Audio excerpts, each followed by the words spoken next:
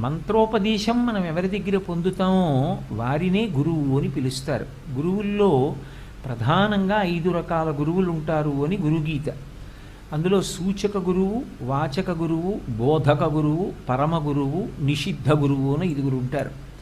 ఈ 5లో వాచక గురువు అంటే మనకి చిన్నతనంలో చదువు చెప్పినటువంటి ఉపాధ్యాయుడు. అందులో మళ్ళీ సూచక గురువు అంటే ఏదైనా ఆశ్రమానికి వెళ్ళినప్పుడు ఆ ఆశ్రమంలో పాటించవలసినటువంటి నియమ నిబంధనలను మనకి చెప్పేటటువంటి గురువు గారు. బోధక గురువు అంటే మంత్రోపదేశం చేసేటటువంటి గురువు. ఆ మంత్రం విశేషమైన శక్తి చేత ఇక్కడా రక్షిస్తుంది, శరీర పతనానంతరము రక్షిస్తుంది. ఒక్కొక్కచో దాని అనుగ్రహం చేత అసలు మళ్ళీ పుట్టవలసిన అవసరం కూడా పోవచ్చు. ఇంత గొప్ప ఉపకారం గురువు చేస్తాడు. ఇది తల్లి తండ్రి కూడా చెయ్యరు.